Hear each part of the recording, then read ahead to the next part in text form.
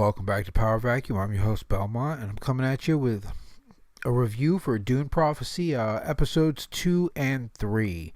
The reason I'm doing both episodes at the same time is because I just got around to watching 2, and 3 just came out, so I was like, screw it, I'm just going to go back to back. I was hoping to do like an episodic review, one at a time, but here we are. I figured I'd enjoy it more, and I gotta say, by episode 3, it's starting to get a little Mandalorian on me, and by that I mean it's kind of going downhill right now.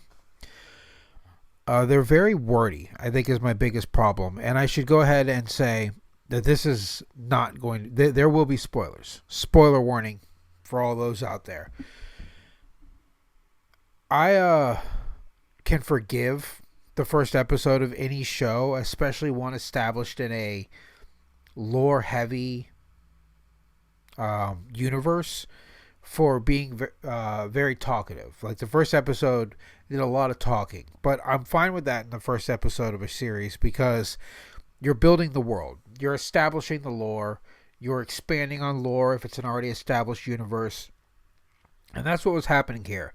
And admittedly, I never read Frank Herbert's son's books, which is what these are loosely based on, but it seems that they're doing their own thing as well a lot, because I did a little research after the first episode, and I did a little research after watching the second episode and before watching the third, because I had some questions that I wanted to answer. But effectively, the second episode was a lot of talking and like really nothing happened.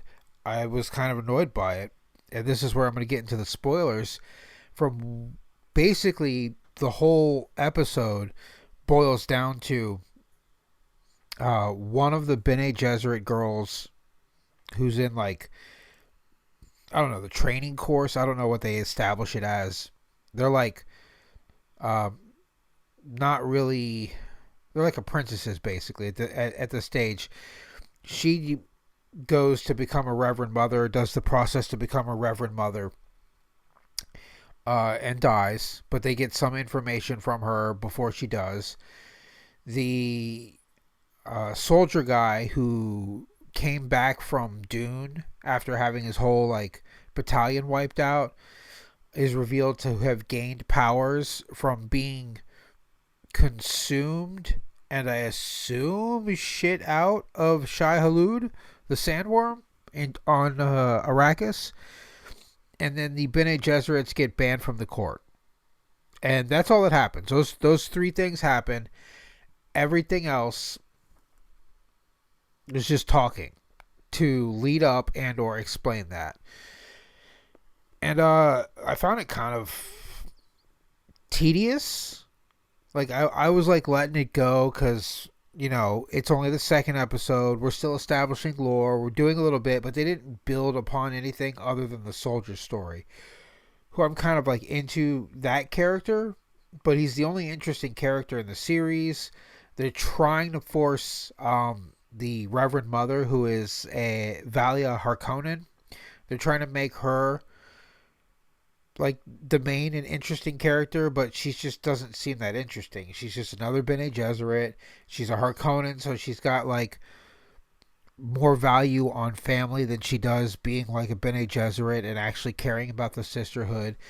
And they're doing the classic red herrings and misrepresentations of prophecy, or not misrepresentation, I should say, misunderstanding of what the prophecy is, and everyone's like screwing it up, and it seems like they're probably going to do like a Oedipus style self-fulfilling prophecy, where like because you know the prophecy you accidentally make it happen kind of thing. But it's just kind of going slow right now. And then the third episode, I didn't care for at all, because in my opinion, the third episode should have been the first episode, because almost the entire thing takes place in the past. It's like a flashback episode. And the show started in the past and jumped to the future, and I really hate it when they jump to the past just to explain the lore, without it being with it just being exposition dump after exposition dump after exposition dump. What show? Arrow. Arrow season 1 handled the flashbacks very well because they drip fed information throughout the episodes. The flashbacks were entertaining and action packed, and it followed the show don't tell premise of storytelling that the visual medium of television should embody. And Dune Prophecy kind of misses on that mark. They are turning into a tell, don't show as much as they are. Like, there are bits where they try to do some showing, but then a character will be like, let me tell you about it. So, like, basically, episode 3 is all about the Harkonnen family and how they want to get revenge on the Atreides because they feel that the Atreides lied about them. Well, they straight up say, Valia's like, it's a lie that they told to besmirch our family, but they never explain what the lie is. They never explain how it's a lie. They just say it's a lie. So now we're going on good faith that this person, Valia, who is shown to abuse her powers to kill people, is supposed to just be believable in this respect. And then her sister, she basically gets her brother killed by being like, you need to deal with the Atreides. He goes to try to deal with them. They kill him. Then her sister deceives one of them to invite them into like their family ritual or family gathering, and she poisons all of them. And it's implied that all but one survives. Or, I mean, dies. All but one dies from the poisoning. And she just lets them go anyway. And it's like, well, that defeats the entire purpose of trying to wipe out the Atreides tribe. And also, am I supposed to believe that this one person becomes the progenitor of the Atreides? Because, like, holy shit, he must have gotten busy. Must have had tons of kids for them to still be around like another, what, 10,000 years from now? Like, Jesus, that's insane. For your family, for one person to be like, yep, my family's going to be around 10,000 years from now. He's got to get to some like Genghis Khan level of propagation. But yeah, that's the main story of like the third episode. It's just a flashback, how Valia, where the voice came from. They're like originating the voice with the Harkonnens and this one character. She is the creator of the voice. She's apparently always had it. It's I think the Reverend Mother, the founder, describes it as an instinctual evolution that human beings are developing, and especially her because of necessity for survival kind of thing. But, and this is where I had to go back and do some research because I don't remember them explaining the voice in detail at all. It's just, it originated with the sisterhood. So this is establishing the history. And from what I can tell, the actual novels don't establish the history at all. Even the new ones, even like Herbert's son's novels, don't establish the history. And I was like, okay, well, that's annoying. And then they show the water of life shit. Or it's not even the water of life. It's Rakath poison. Rankith? I can't remember. It's a special poison that is briefly described in the series as just being a lethal poison that has no cure. And the Suk school, or the original Dr. Suk, found like a relief for it, but it's never explicitly stated that he outright cured it, but it can be treated if it's like gotten too quick enough. But they use this as a substitute for the water of life, and they're doing the whole ancestral memories thing. And now that doesn't exist. This is some made up TV bullshit. So from a lore standpoint, I was like, okay, this is dumb. I don't like this at all. Like, don't like alter the lore to the point where it doesn't make sense. Don't say you're doing a faithful adaptation and then just make up some crazy bullshit because you need it to be there. Like, you need this plot device to exist, so we made it. The sisterhood didn't start getting the ancestral memories until they started consuming the water of life that the Fremens had. And that was what made it so important. That was what increased Arrakis to being like, the most important place in the universe. Not only was it making people and humans capable of interstellar flight, it elevated the Bene Gesserit sisterhood to the highest level of like human consciousness. Right? You had the sisterhood and the mentats, and like that was peak consciousness, and like the sisterhood used the water of life, the mentats used the juice of Sappho, and like that's where they became like the next evolution of humans, basically on a metaphysical and mental level. But this is just like, oh yeah, put some poison in your eye, and then they're describing processes that of converting the poison down to the molecular level, and they don't even talk about reconstituting it into a cure. They just say break it down to its molecular level, and then so it's just a misunderstanding of the lore and how things work. It's refitting the narrative to like match the future of Dune without knowing that the past and I shouldn't say the future, the present universe of Dune, not understanding that things were different.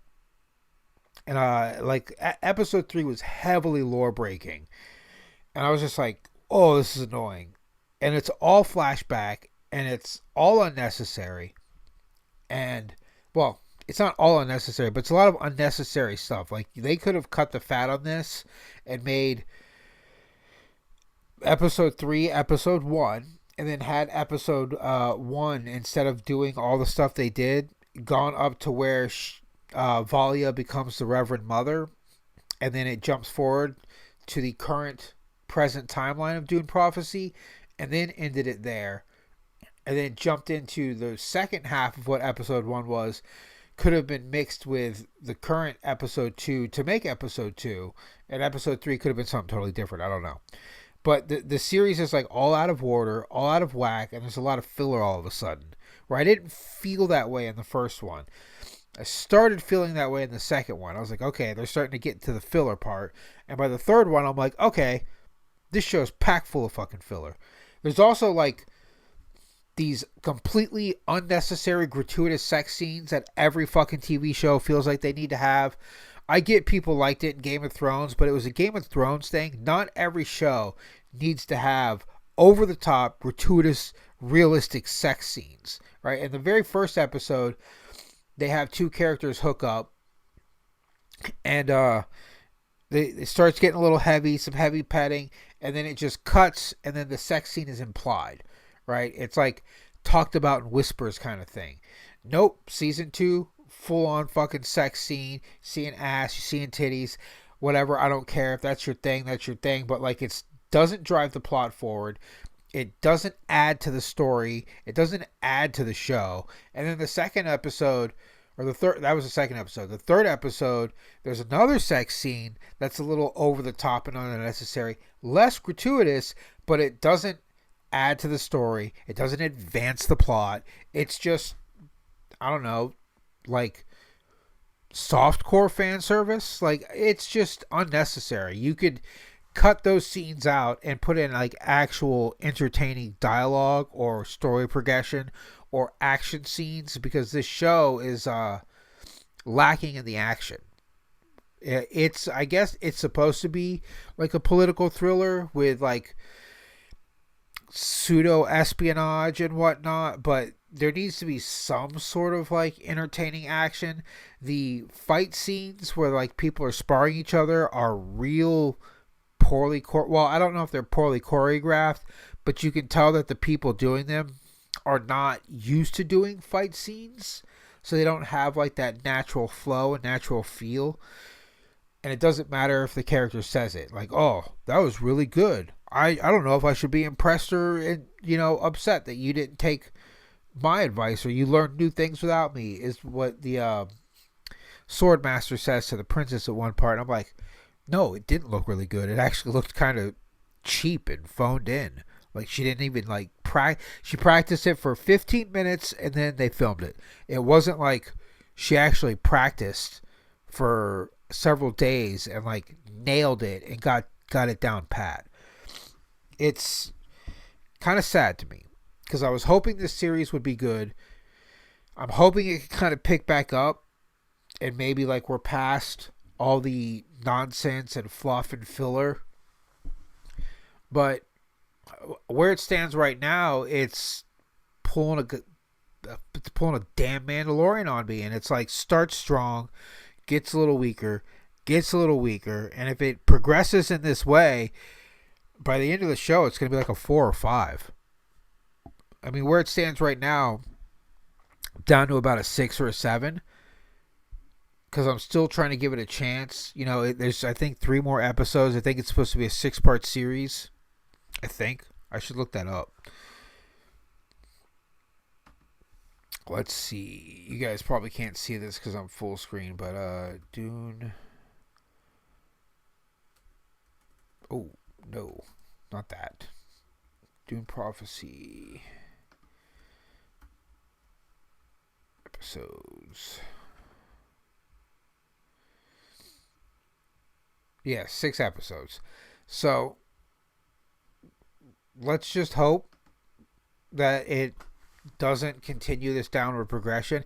If it can plateau right now and stay at the same level, I might be able to tolerate it to the end and be like, okay, it finished mediocre, so it's mediocre, but I really don't want it to keep on this downward projection.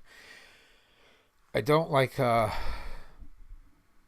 this new trend of shows just dumping everything into the first 2 episodes and then not giving a shit anymore. And it's starting to show because, well, like the set pieces are a perfect example of this. All the things set in the Bene Gesserit temple, because that's like where the focus was, those sets look great. Like the actual physical sets, physical sets on the Sardaukar planet look great with the Emperor. There was a lot more CGI in the second and third episode for the backgrounds and stuff than there was in the first.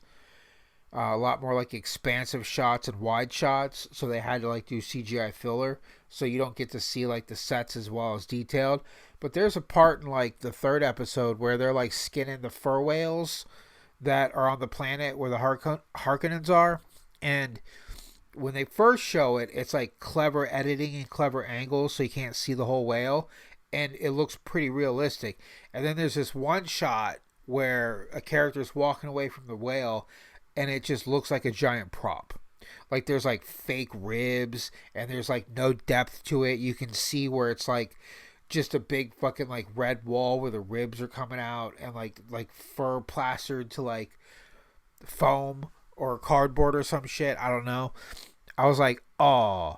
And then there's like a super close up shot of icicles, and you could just tell it's a piece of plastic stuck to like the fence. Like it's not like, it doesn't look incorporated in anything. And then they just sprinkled some snow on top to try to hide like the plastic fitting, but it doesn't completely hide. So I'm like, what the fuck, guys?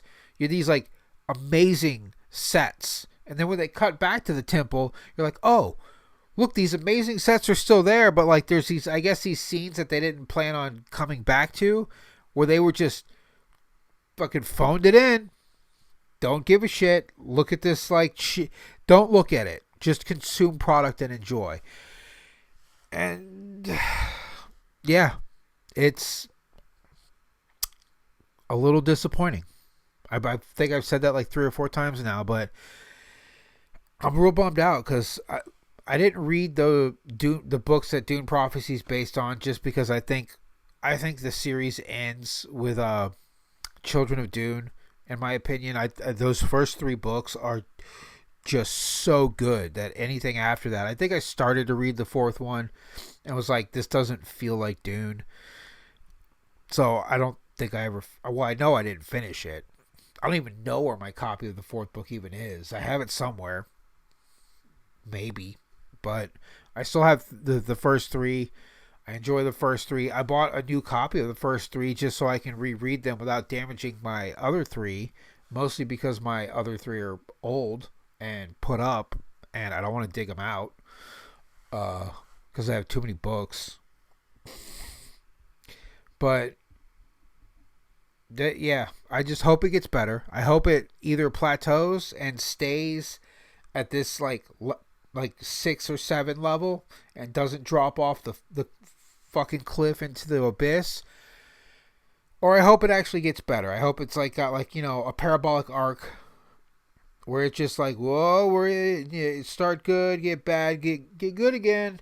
Um, but I don't know. It's a lot of talking, a lot of unnecessary scenes, and no action, like none whatsoever. There is some mystery and mystique building and uh, a little bit of red herring, but unfortunately the red herring was uh, ruined. Well, it's I wouldn't say it's ruined. There's like clues in this show when you're watching it, like in the background. Like I actually stopped episode 3 when it was during the present, or 2. Shit, 3. There are scenes where 3's going back and forth from the past to the present, and it does it without notice too. It's not like years ago or da da da. You just have to assume by the fact that the characters that are portrayed in the first episode when they're young, that advance in age, they appear again as young. So you're like, oh, okay, we're in the past now. Um, but there's this there's just some background clues where you see stuff happening where you're like, oh, this is going to happen now. And I don't think it's poor writing. I don't know if it's poor writing or good foreshadowing. Like, I can't tell because stuff's just super predictable. Like when, what's her name? Tula, I want to say. I think is Vanya's sister. It's just telegraphed that she poisons the Atreides. Like, super telegraphed. Like, boom, here you go. This is about to happen. It's cleverly telegraphed that one of the Bene Gesserit girls that goes through the poisoning ritual is going to be reborn, because she literally says, or the ancestor speaking through her says, the person who dies and is reborn through the spice will like be key to the prophecy or something, and they all assume it's the crazy soldier guy because he was born and then died in the spice when the sandworm ate him and came back with fucking powers and like nose thing. He's immune to the voice. They established that. So like no training though. Like everyone else, the voice effects immediately because it's new. Nobody knows what it is. It's this brand new weapon that only Vanya can do, and he's just immune to it, I guess, because he has powers. Where, like in the books, Duncan Idaho is trained to resist it, and because he practices resisting it so much, he eventually becomes immune. It's just different, like I don't know. Well, no, I do know. That's it. It's just different. It's completely different. This guy is immune. I think his name's Desmond Hart. He's immune, where it just the sheer name being. Uh, I could probably keep about this, especially if I'm comparing this to old Dune, which I shouldn't do because these are different, stories, uh, different people from time. But yeah, that's like I said, seven. That's being like optimistic and generous, because if it were Dune, I would probably rate this 5. Dune, it's a lot of political intrigue, espionage, and back, so there is this kind of expected, but Dune also has a lot of action and a lot of, mumbo jumbo, space travel, mind controlling people, rituals that we're not seeing a lot of. So I really hope this show moves in that direction. And that's all I'm going to have for this review. Belmont out.